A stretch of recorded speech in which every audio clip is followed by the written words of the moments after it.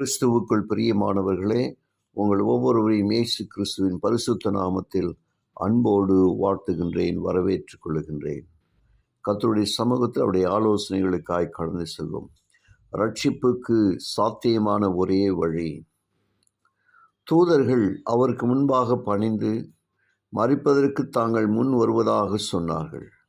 மனிதரின் கடனை ஒரு தூதனின் ஜீவன் செலுத்த முடியாது என்று இயேசு அவரிடம் கூறினார். மனித இனத்திற்காக விலைக்கிரயமாக பிதாவானவர் ஏற்றுக்கொள்வதற்கு அவருடைய ஜீவன் மாத்திரமே தகுதியுடையதாக இருந்தது. பிறகு அவரால் மீட்கப்பட்டவர்கள் அவரோடு இருக்கலாம். அவர் தம் மரணத்தால் அவர் அநேகரை மீட்டு கொண்டு மரணத்தின் வல்லமையை பெற்றிருந்த சாத்தானை அழிக்கவிருந்தார்.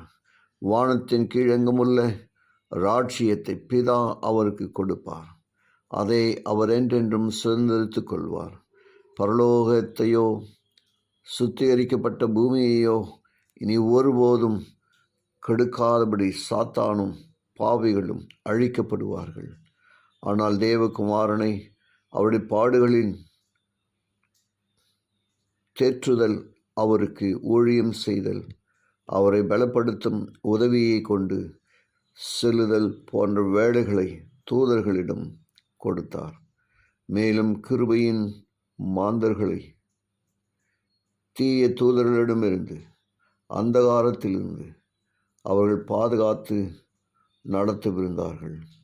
பாவிகளை காப்பாற்ற தம் பிரமாணத்தை மாற்றுவதோ திருத்தி செய்வதோ தேவனால் கூடாத காரியமாக இருந்தது. ஆகவே அவர்களுடைய மீறுதலுக்காக மரிக்கும்படி குமாரனை அவர் அனுமதித்தார். ஆம், கிறிஸ்துவுக்குள் பிரியமானவர்களே, தேவ அன்பு எத்தனை மகத்தானது! மனித இனத்தை விழை செய்ததின் மூலம் தேவகுமாரனை அவருடைய மேன்மையான நிலையிலிருந்து கீழே தள்ள முடிந்தது என்று சாத்தான் தன் தூதரிடம் சொன்னான். மனித தன்மையுள்ளவராக இயேசு வரும்பொழுது அவர் மேற்கொண்டு ரட்சிப்பின் திட்டத்தில் வெற்றியை தடுக்கலாம் என்றும் தன் தூதர்களிடம் கூறினான்.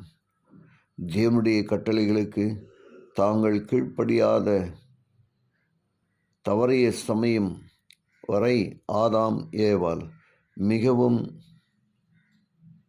மகிழ்ச்சியாக இருந்தார்கள். இப்பொழுது சொல்லொன்னா வருத்தத்தோடு அங்கிருந்து வெளியேறினார்கள். சுற்றுச்சூழல் மாறியிருந்தது. குளிரும் வெப்பமும் பாதிக்காதபடி பாதுகாக்க தேவன் அவர்களுக்கு தோல் உடைகளை உடுத்தினார். ஜெபிப்போமா. கிருபையுள்ள நல்ல பிதாவை உமக்கு நன்றி சொல்லுகிறோம். நீர் எங்களுக்காக வைத்திருக்கிற ஆண்டவரே, அந்த தீர்வு எப்படிப்பட்டது என்பதை நாங்கள் உணரும்படியாய் ஆதி பெற்றோருக்கு செய்த அன்பின் கிரியைகளுக்காய் ஸ்தோத்திரம்.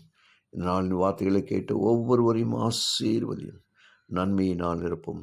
இயேசுவின் வழியாக ஜெபிக்கிறேன் நல்ல பிதாவே, ஆமென்.